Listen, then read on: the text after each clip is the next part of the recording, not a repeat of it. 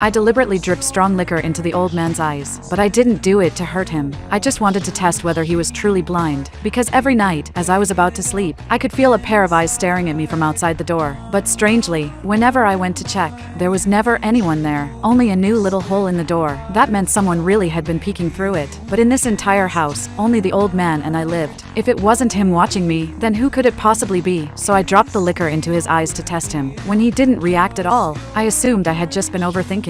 But to my surprise, a new hole had appeared in the window. Realizing something was definitely off about the old man, the next day, I deliberately tried to mislead him in the wrong direction, but he still showed no reaction. To finally find out who was watching me, I prepared a dagger that night. When I heard footsteps outside the door, I flung it open.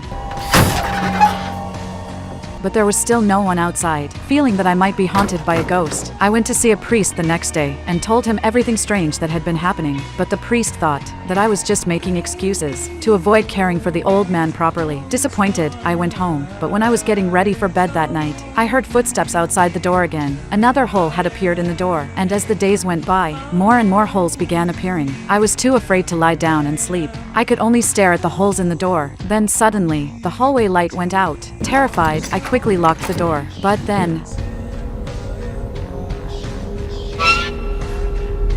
I shut my eyes in fear. When I opened them again, the old man was gone. Before I could figure out what had happened, footsteps echoed again in the corridor. I couldn't take it anymore. I decided to find out who it really was. So I went to the old man's room and poked a hole through the window. It was pitch dark inside. I couldn't see a thing. So I raised my oil lamp and looked through the window again under its glow. A sharp pain pierced through my left eye. The old man opened the door, staring at me with burning fury, and then I realized something horrifying. The old man's eyes were glowing. That meant he could see all along. Feeling betrayed, I drove the knife straight into his neck.